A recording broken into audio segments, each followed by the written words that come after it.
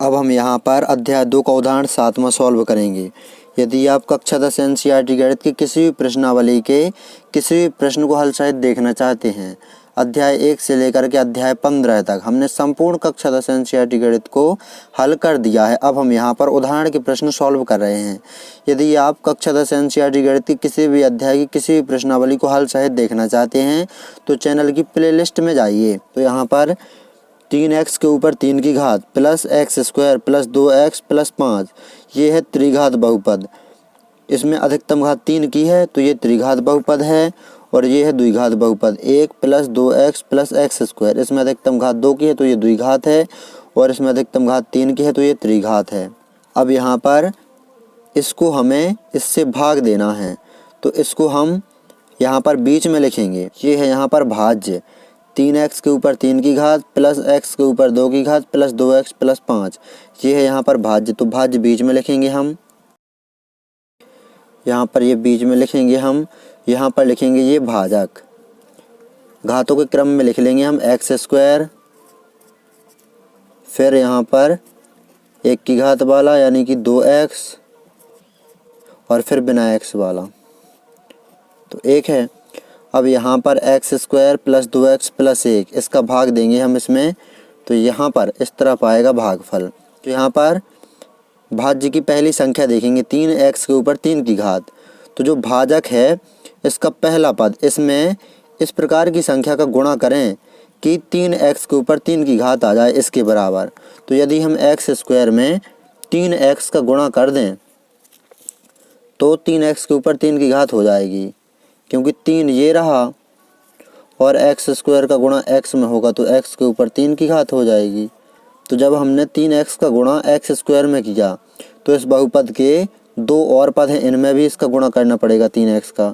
तो 3x का गुणा करेंगे 2x में तो 3 दूनी 6 और x का गुणा x में तो x square 6x square plus का चिन्ह लगाया।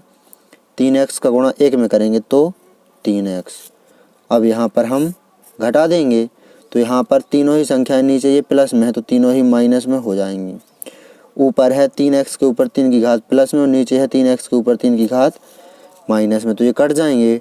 अब यहाँ पर माइनस के 6x स्क्वायर में से प्लस का x स्क्वायर घट जाएगा तो यहाँ बचेंगे माइनस के 5x स्क्वायर। और यहाँ पर माइनस के 3x में से प्लस के 2x घट जाएंगे तो यहाँ बचेगा माइनस का x और ये प्लस के 5 यहाँ पर ज्यों का त्यों उतार देंगे।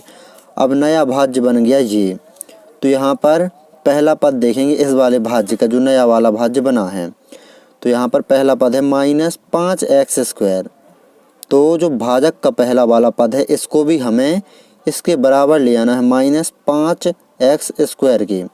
तो यदि हम x स्क्वायर में माइनस 5 का गुणा कर दें तो हो जाएगा माइनस 5x स्क्वायर, माइनस का चिन्ह ये, 5 का गुणा करेंगे x स्क्वायर में तो हो जाएगा 5x स्क्वायर।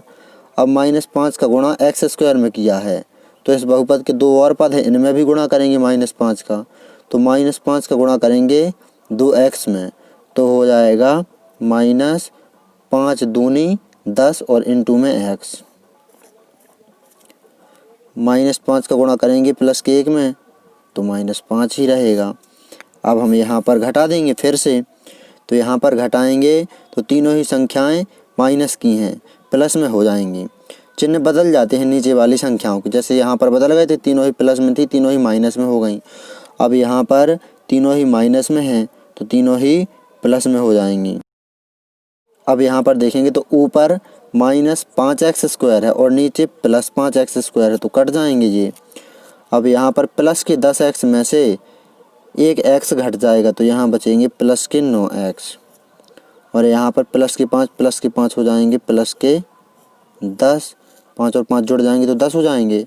अब यहाँ पर भाग नहीं जाएगा। नियम इस प्रकार का है कि जो शेषफल आए, शेषफल हमें इस प्रकार पता लगेगा कि यही है शेषफल।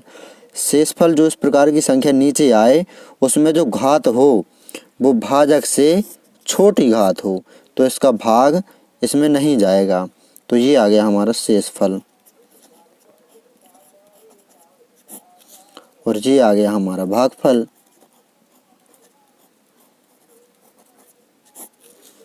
तो ये दोनों हमारे आंसर हैं, शेषफल और भागफल।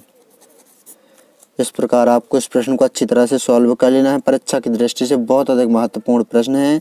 4 नंबर में आपसे परीक्षा में पूछा जा सकता है। यदि आप अध्याय 1, अध्याय 2, अध्याय 3, अध्याय 4 और अध्याय 5 की सभी प्रश्नावलियों के सभी प्रश्न क्रम से हल सहित देखना चाहते हैं तो डिस्क्रिप्शन जरूर चेक करें।